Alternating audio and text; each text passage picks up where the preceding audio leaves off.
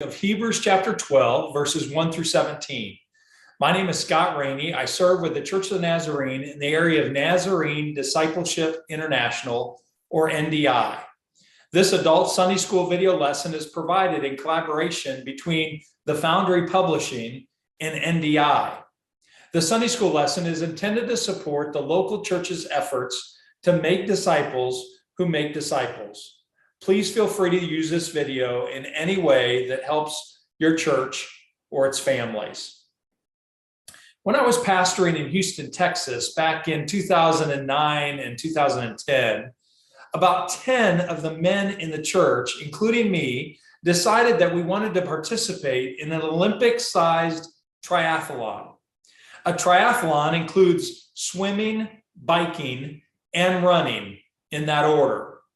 There are 3 different lengths of triathlons. The Olympic distance is the medium length. It consists of 1.5 kilometer swim, just under 1 mile, a 40 kilometer bike ride, just under 25 miles, and a 10 kilometer run, or 6.2 miles. The 10 of us trained for a year to participate in the race. As we approached the race, I found that transitions between the 3 disciplines were important to help reduce your time. For example, what clothes do you swim in? What do you wear when you ride the bike? And what do you wear when you run? If you have to stop the race twice to change clothes, this kills your time. So I began to research what people do to improve their times in the transitions. One of the things that racers do is wear what I can only call a onesie. It's a very lightweight one-piece suit that can dub for a swimsuit, biking clothes, and running wear. I must admit that I was a little concerned the 10 families involved on race day would forever have trouble with the mental image of their pastor in a onesie. In order to compete, I decided to take the plunge and wear the onesie. Racers often wear light clothing in order to swim, bike, and run faster. Some male swimmers will shave their legs in order to stop their hair from slowing them down. I did not do that. The most competitive athletes literally throw off everything that could potentially hinder their participation. Our passage for this week uses this very imagery to challenge Christians to endure the challenges of their Christian faith as a runner would a marathon. Let's look at these words from Hebrews chapter 12, verses 1 through 17.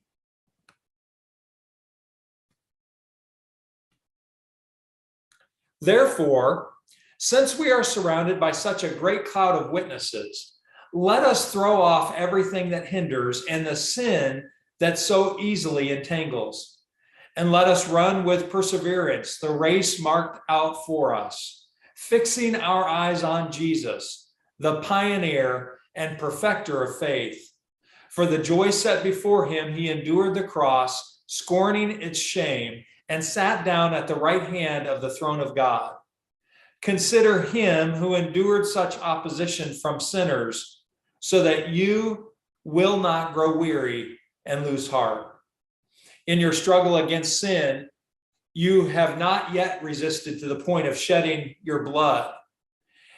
And have you completely forgotten this word of encouragement that addresses you as a father addresses his son? It says, "My son, do not make light of the Lord's discipline, and do not lose heart when he rebukes you, because the Lord disciplines the one he loves, and he chastens everyone he accepts as his son. Endure hardship as discipline. God is treating you as his children. For what children are not disciplined by their father?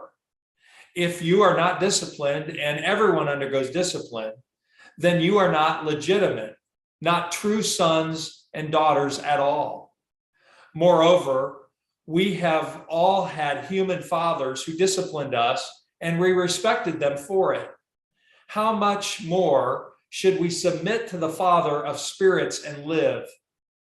They disciplined us for a little while as they thought best, but God disciplines us for our good, in order that we may share in his holiness. No discipline seems pleasant at the time, but painful. Later on, however, it produces a harvest of righteousness and peace for those who've been trained by it. Therefore, strengthen your feeble arms and weak knees. Make level paths for your feet, so that the lame may not be disabled, but rather healed. Make every effort to live in peace with everyone and to be holy. Without holiness, no one will see the Lord. See to it that no one falls short of the grace of God, and that no bitter root grows up to cause trouble and defile many. See that no one is sexually immoral or is godless like Esau, who for a single meal sold his inheritance rights as the oldest son. Afterward, as you know, when he wanted to inherit this blessing, he was rejected. Even though he sought the blessing with tears, he could not change what he had done.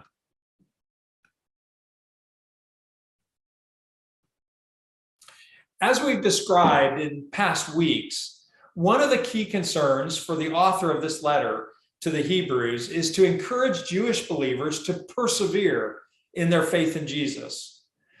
All of Hebrews chapter 11 speaks of the heroic witness of the faithful Jews from the past. Each of these heroes died with their faith intact, even though they had not received what God had promised. However, the writer does not call his readers to pursue faithful death. Rather, he calls them to pursue faithful endurance. God's faithful followers in the past have set the standard of faithful endurance. Christ continued this standard by providing the superior example, the supreme example, an inexhaustible provision for faithful perseverance through his perfect sacrifice and victory over death. We, with the first readers of this letter, are therefore called to follow the path of victorious endurance and discipline that Christ has set before us. In Hebrews chapter 12, verses 1 through 4, each believer is depicted as an athletic runner in a great foot race. The Greek word for race is in verse 1 is agon. This is where we get the English word agony. It depicts a fight or a struggle against opposition. Its use underscores the effort and determination required to run the race to victory, despite the struggles and difficulties involved. The crowds, or the great cloud of witnesses in verse 1, are those who've gone before and successfully run the same race we now run. These crowds are depicted as spectators in an arena, cheering on the current runners. These faithful witnesses, as described in Hebrews chapter 11, were proof of the reality of the victorious life that is possible by faith in Christ. It is possible to persevere in the midst of trial and finish the race believing. The author gives us a few pieces of advice regarding how we're to run the race of faith with endurance. First, the author suggests throwing off anything that hinders and the sin that so easily entangles, verse 1.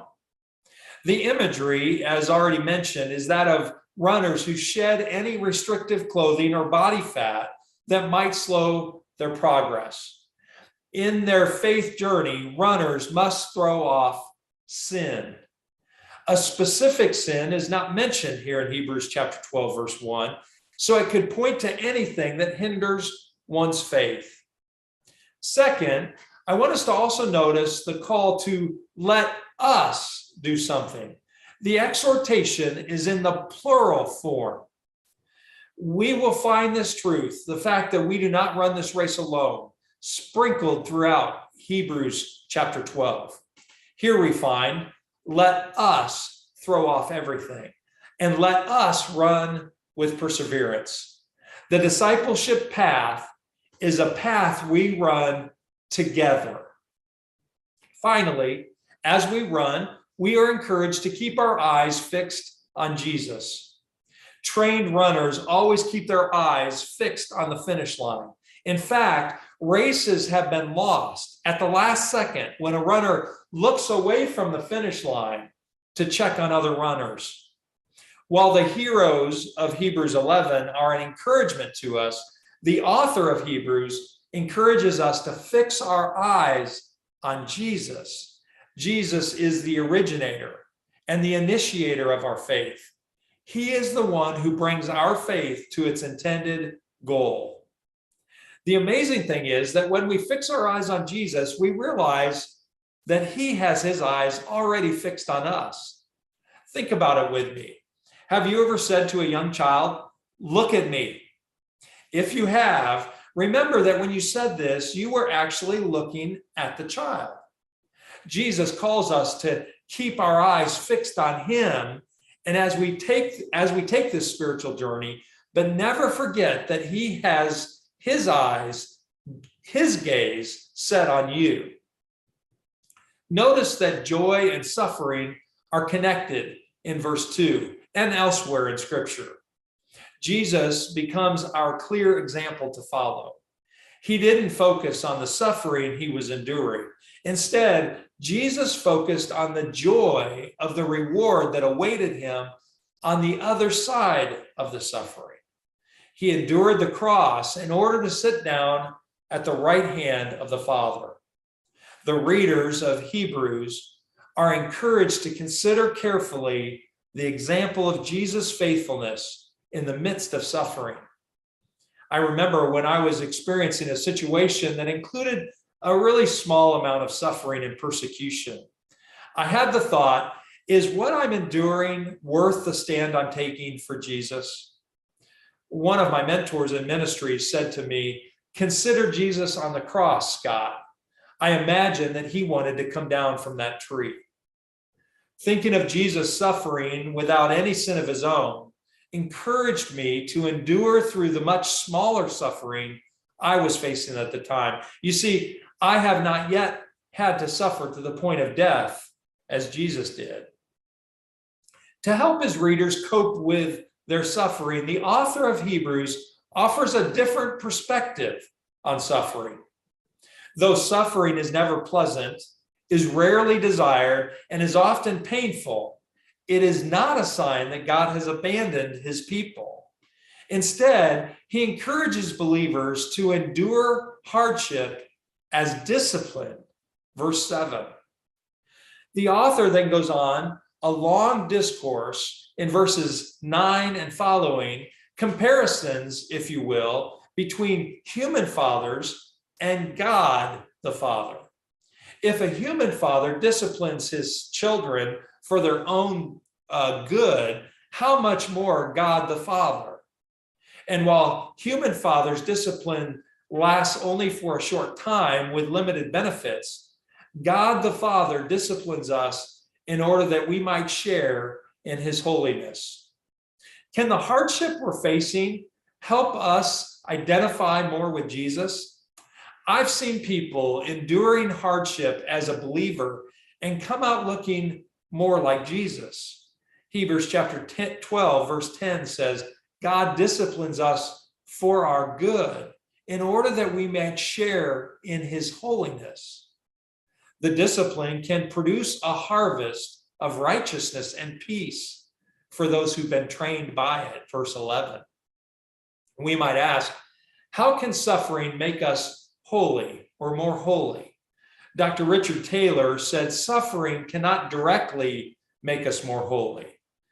It does so only indirectly as we let God's grace sanctify the suffering and thus use it to deepen our understanding, enlarge our sympathies, strengthen our faith, stabilize our purpose, spiritualize our perspectives, sweeten and mellow our attitudes, and thus make us in